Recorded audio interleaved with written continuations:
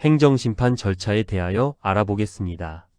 행정심판은 행정청에 위법하거나 부당한 처분으로 인해 국민의 권리나 이익이 침해되었을 때 법원에 소송을 제기하기 전에 행정기관 내부의 심판 절차를 통해 그 처분의 취소나 변경 등을 구하는 제도입니다. 쉽게 말하면 국민이 행정기관의 처분에 이의가 있을 때보다 신속하고 간편하게 권리구제를 받을 수 있도록 마련된 행정상 불복 절차라고 할 수 있습니다. 행정심판은 일반적으로 행정소송에 비해 절차가 비교적 간단하고 비용 부담이 적으며 처리 기간도 짧은 편이라는 장점이 있습니다. 특히 영업정지, 과징금 부과, 인허가 거부, 각종 행정처분 등으로 인해 직접적인 불이익을 받은 경우 행정심판은 매우 중요한 권리구제 수단이 됩니다. 행정심판 절차는 먼저 행정청에 처분이 있거나 처분이 있었음을 안 날로부터 일정한 기간 내에 심판 청구를 하는 것에서 시작됩니다. 일반적으로는 처분이 있음을 안 날부터 90일 이내, 처분이 있었던 날부터 180일 이내에 청구해야 합니다. 다만 개별 법령에 따라 예외가 있을 수 있으므로 구체적인 사안에서는 기간 계산을 정확히 확인하는 것이 매우 중요합니다. 심판 청구를 하려는 사람은 행정심판 청구서를 작성하여 중앙행정심판위원회에 이부를 작성하여 제출해야 합니다. 청구서에는 청구인의 인적사항, 피청구인인 행정청의 명칭, 대상이 되는 처분의 내용, 심판을 청구하는 취지와 이유 등을 기재하게 됩니다. 이때 처분서 사본, 관련 증빙자료, 사실관계를 입증할 수 있는 서류 등을 함께 첨부하면 심판 진행에 도움이 됩니다. 행정심판 청구서가 접수되면 행정심판위원회는 사건을 심리하기 위한 절차를 진행합니다.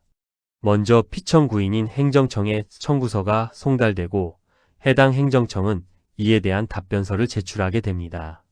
답변서에는 처분의 근거와 이유, 사실관계에 대한 행정청의 입장이 담기게 됩니다. 이후 청구인은 필요할 경우 반박 서면이나 추가 증거 자료를 제출할 수 있습니다. 행정심판의 심리는 원칙적으로 서면 심리 방식으로 진행됩니다. 즉, 당사자가 제출한 청구서, 답변서, 증거 자료 등을 중심으로 위원회가 사건을 검토하게 됩니다. 다만 필요한 경우에는 구술심리나 현장조사, 관계인 진술 청취 등이 이루어질 수도 있습니다. 예를 들어 사실관계의 다툼이 크거나 당사자의 설명이 필요한 경우에는 구술심리가 도움이 될 수 있습니다. 행정심판위원회는 제출된 자료와 주장, 관련 법령 등을 종합적으로 검토한 뒤 재결을 하게 됩니다. 재결은 크게 청구를 받아들이는 인용재결과 받아들이지 않는 기각재결, 청구 요건을 갖추지 못한 경우의 각하재결 등으로 나뉩니다. 인용재결이 내려지면 해당 처분은 취소되거나 변경될 수 있고 경우에 따라 행정청에 일정한 처분을 하도록 명하는 결과로 이어질 수 있습니다. 행정심판 절차에서 중요한 점은 단순히 억울하다는 주장만으로는 충분하지 않고 처분이 왜 위법하거나 부당한지 구체적으로 설명해야 한다는 것입니다.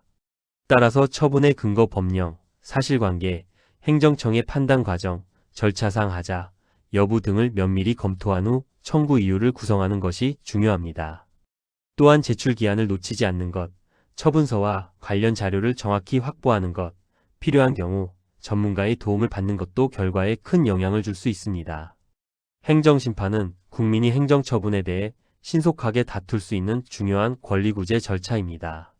억울한 행정처분을 받았다고 느껴질 때 무조건 소송부터 생각하기보다는 먼저 행정심판 대상인지 청구 기간은 남아있는지 어떤 자료를 준비해야 하는지를 검토해보는 것이 좋습니다. 적절한 시기에 정확한 절차를 밟는다면 행정심판은 권리 회복에 매우 유효한 수단이 될 수 있습니다.